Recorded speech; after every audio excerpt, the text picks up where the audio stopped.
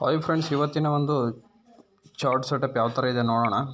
ನೋಡಿ, bank Nifty ನೆನ್ನೆ ಒಂದು ಫಾಲ್ ಆಗಿತ್ತು. ಈ ಒಂದು ಲೆವೆಲಲ್ಲಿ ಓಪನ್ ಆಗಿ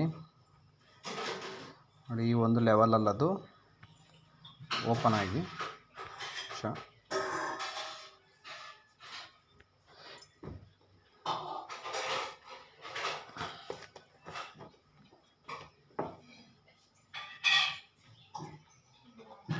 ನೋಡಿ, ಈ ಲೆವೆಲಲ್ಲಿ ಓಪನ್ ಆಗಿ 50,627ರಲ್ಲಿ ಫ್ಲಾಟ್ ಓಪನ್ ಆಗಿ ಕೆಳಗಡೆಗೆ ಅಂದರೆ 50,000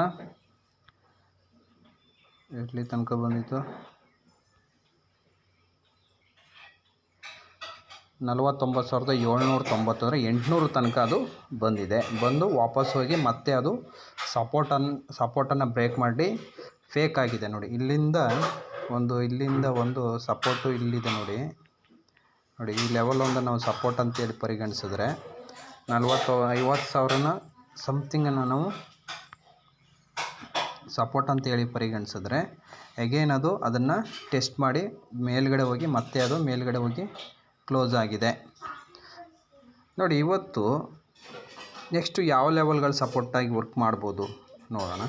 ನೋಡಿ, ಫಸ್ಟ್ ನೀವು ಈ ಒಂದು ಲೆವೆಲನ್ನು ಮಾರ್ಕ್ ಮಾಡ್ಕೋಬೇಕು. ಇದೊಂದು ಡೋಜ್ ಇದೆ ನೋಡಿ, ಈ ಡೋಜ್ ಯಾವುದು 50,257 250 ಸಮಥಿಂಗ್ ಈ ಲೆವೆಲನ್ನು ನೀವು ಮಾರ್ಕ್ ಮಾಡ್ಕೋಬೇಕು.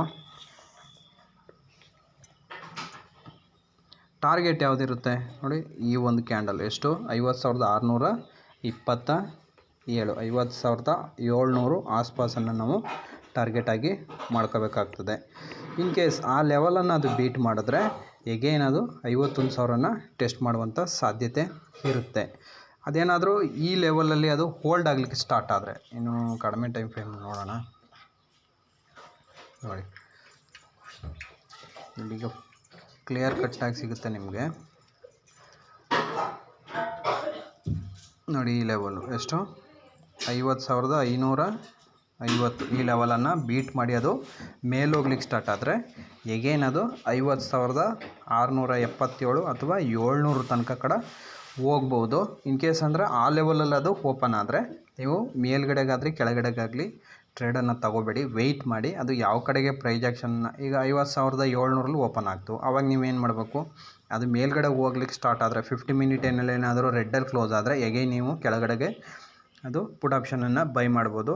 ಎಲ್ಲಿ ತನಕ ಬರ್ಬೋದು, 50,200 ತನಕನೂ ಬರ್ಬೋದು ಅಥವಾ 50,450 ತನಕ ಬರ್ಬೋದು. ಇನ್ ಕೇಸ್ ಅದು ಮೇಲೋಗ್ಲಿಕ್ಕೆ ಸ್ಟಾರ್ಟ್ ಆದರೆ ಫಿಬೊನಾಚಿ ಲೆವೆಲನ್ನು ನೀವು ನೋಡ್ಕೊಳ್ಳಿ. ಫಿಬೊನಾಚಿ ಲೆವೆಲು ಆ್ಯಕ್ಚುಲಿ 50,800 ಅಥವಾ 750 ಕೂಡ 800-850ವರೆಗೂ ಬರ್ಬೋದು. ಅಲ್ಲಿ ತನಕ ಅದು ಹೋಗುವಂಥ ಸಾಧ್ಯತೆ ಇರುತ್ತೆ. ಇವತ್ತು ಓಪನಿಂಗ್ ಅಂತೂ ತುಂಬ ಇಂಟ್ರೆಸ್ಟಿಂಗ್ ಆಗಿದೆ. ನೋಡೋಣ ಎಲ್ಲಿ ಓಪನ್ ಆಗುತ್ತೆ ಅಂತೇಳಿ. ಅದಾನಿ ಶೇರ್ಸ್ ನ್ಯೂಸಸ್ ತುಂಬ ಇದೆ. ಸೊ ಮಾರ್ಕೆಟ್ ಏನಾದರೂ ನೆಗೆಟಿವ್ ಆಗಿ ಏನಾದರೂ ಬಿಹೇವ್ ಮಾಡಿದ್ರೆ ಗೌರ್ಮೆಂಟು ಬ್ಯಾಂಕಿಂಗ್ ಸ್ಟಾಕ್ಗಳೆಲ್ಲ ಕೆಳಗಡೆ ಬರೋ ಸಾಧ್ಯತೆ ಇದೆ. ಪ್ರೈವೇಟ್ ಬ್ಯಾಂಕ್ಸ್ ಸ್ಟಾಕ್ಗಳು ತುಂಬ ಹೆಲ್ಪ್ ಮಾಡ್ತಿರೋದ್ರಿಂದ ಬ್ಯಾಂಕ್ ನಿಫ್ಟಿ ಎಲ್ಲೂ ಹೋಗ್ತಾ ಇಲ್ಲ, ಸ್ಟ್ರಗಲ್ ಮಾಡ್ತಾ ಇದೆ, ಟ್ರೆಂಡ್ ಸಿಗ್ತಾ ಇಲ್ಲ. ಸೊ ಏನು ಮಾಡಿ ಅಂದರೆ ಈ ಲೆವೆಲ್ಗಳನ್ನು ನೀವು ಮಾರ್ಕ್ ಮಾಡಿ ನೀವು ಟ್ರೇಡನ್ನು ಮಾಡೋದು ಬೆಟರ್. ಇವತ್ತು ಶುಕ್ರವಾರ. ನೋಡೋಣ ಲೆವೆಲ್ಸ್ ಇನ್ನೊಂದು ಸಾರಿ ಹೇಳ್ಬಿಡ್ತೀನಿ. ನೋಡಿ, ಮಾರ್ಕ್ ಮಾಡಿದ್ದೀನಿ 50,200 ಅದರ ಕೆಳಗಡೆ ಫಸ್ಟು ನೀವು ಟಾರ್ಗೆಟು.